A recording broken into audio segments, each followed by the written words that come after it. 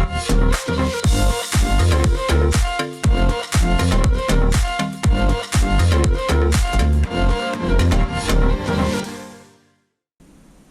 everybody, and good morning. Welcome back to Texas Reloading Room. My name is Justin, and today I want to talk to you a little bit about what it's like to be a gunsmith in a small town.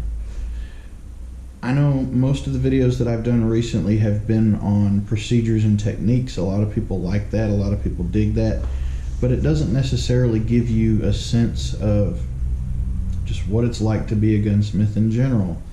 And people want to jump into this and they don't really have a clear understanding of how things work. So for me, in a small town, I have the advantage of not having a lot of competition. There was there at first when I got started. You know, if you look up the FFL list in my area, there's probably 100 or more. Not just exclusively gunsmiths, but guys who want to do transfers at their house, etc., etc.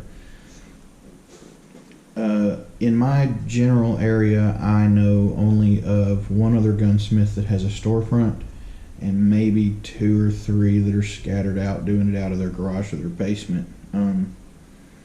A lot of the ones who were in the business when I first started have since retired because of declining health or just lack of interest in it. So I do have a little bit of competition, but it's not crazy. Pretty much all the gun shops around here, they send people to me because they've worked with me in the past. They know what it's like.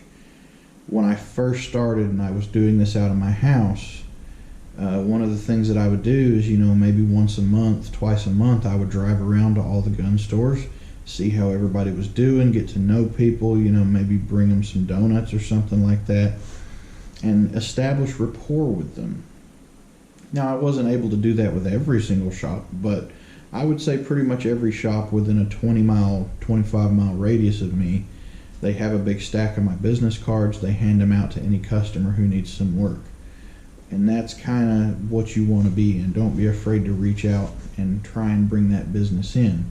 In the business world, they call that outside sales. So that was one of the things that I started doing in a hurry, was reaching out and getting some business. And then when I finally got the opportunity to rent a shop space, especially considering the good deal I get on this place, I jumped on it right away because I had my suspicions that business would grow from that point. I wasn't 100% sure. You can never be 100% sure about anything, but you know, we hear that old silly adage from time to time, with great risk comes great reward. That may not always be the case, but if you have a location like this where you can set hours that you're going to be there, you have a place to store everything, somewhere that people can walk up to anytime during normal business hours, that's going to give the customers a better sense of expectation. That way they know they don't have to call you first and schedule a time like they would if you were working out of your house. So that definitely helped a lot. And I've gone, you know, I was going through my yearly reports the other day, just going through making sure I had all my copies of paperwork and everything like that. And there were days where, you know, I would take in 1 gun a month when I was working at my house. Now, here, I'll probably take in 30 or 40 guns a month for work. And a lot of it's small basic stuff, but that stuff adds up. Let's say you're doing a scope and bore sight for $35 like I charge. If you multiply that times 40, that's $1,400. Okay, so it adds up quickly. And not all the jobs are that small. Standard drill and tap job for a rail, that's $80 or $100 depending on if I need to provide the rail or not. Having somewhere that you can call a dedicated place of business, while it may not have the same tax breaks as working out of your home, it's going to help you drastically increase your business in most cases. Now, I was apprehensive. I was concerned, oh, what if I sign a lease on this place and start moving all my stuff down and I don't get any business?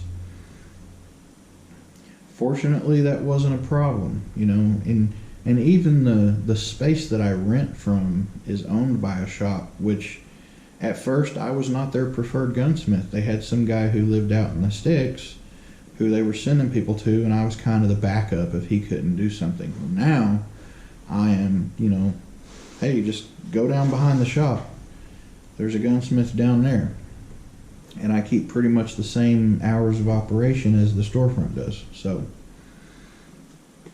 little things to consider. Now, some people may ask, why are you only open 3 days a week? Well, the answer to that's pretty simple. I'm just too busy, okay?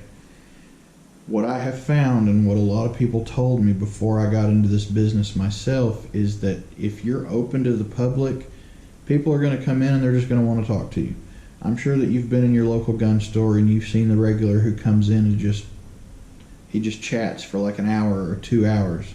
And that's kind of what happens, Even somebody who's coming in to just drop off a gun, talking to them, listening to them, trying to figure out what the problem is, it can take half an hour.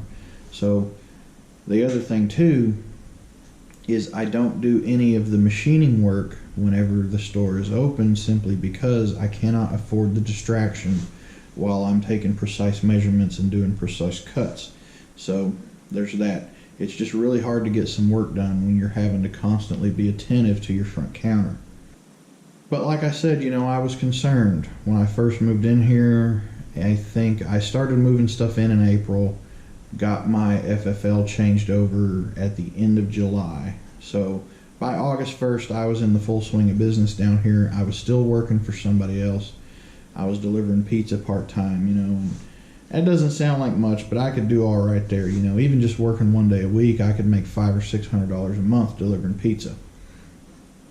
It's a nice supplemental income, but COVID kind of put a hamper on that. It was getting a little bit too restrictive for me, and I had to make a choice, and I ultimately chose to leave that job, and I left that job on good terms. Don't burn a bridge. And started working on this. One of the things that I will tell you is, if you're in business for yourself, the minute that you decide to go all in with that business, you're going to start seeing things multiply almost exponentially. So when I first came down here, that was August. Alright, so in the month of August, I took in 1, 2, 3, 4, 5, 6, 7, 8, 9, 10, 11, 12, 13. 13 guns in the month of August. September, I took in 14. October, I took in 20. November, I took in 12. Now, November's got a big holiday in it. Thanksgiving, I was closed for that. So I only had 3 weeks of business in November. And December's probably going to be the same way. Yeah, 15 in November. Now, January is where it gets real interesting. 23 in November. Now, it doesn't sound like a lot, but it adds up. And that's not counting the stuff that I do. Like if somebody needs a scope mounted and they've already got everything, I just do that. It takes 15 minutes. But things are adding up. And I keep a spreadsheet on my computer with a list of everything that's in my safe that has not been paid for yet. Or maybe it's been paid for, but it hasn't been picked up. If it's here, it's on that spreadsheet. And I keep 2 columns on the end, and it shows estimated due, and then when I figure out exactly how much it's going to cost the customer, I add that. And if you add up one of those columns, I think my total estimated income for what's in the gun safe right now is like $2,800. That's what I look at when I get a little bit discouraged, and fortunately my lifestyle is very simplistic. My rent is affordable, not only at my business but also my personal rent. It's quite affordable, so I live well within my means. If you're in a big city where rent's expensive, it might be a little bit more difficult. So look at your budget and see how much money you need to make to pay that, and put a little bit to the side too, because you don't want to operate on a zero balance in your bank account all the time. I hate that. But business here is picking up, and it picks up slowly. One of the things that most people will tell you, regardless of the business, you'll be in business for a year before you're making any money. One of the things that I tell people is to diversify your business interests. And the way that I've accomplished that is not only am I a gunsmith, I am also an instructor. I am licensed by the state of Tennessee to teach their handgun permit class. I teach both of their classes actually. We've got 2 different permits. I teach for both of those.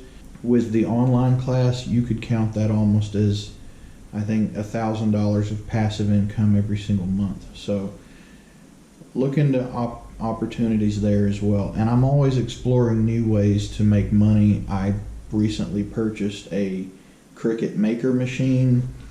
Most of you have probably seen one of those in some YouTube video where some lady's talking about how she makes vinyl stickers to put on her tumblers or whatever. But the Cricut's basically a 2-axis CNC machine that's intended for paper or vinyl or whatever. You can do almost anything you want as long as you're good at stuff like CAD design or graphics.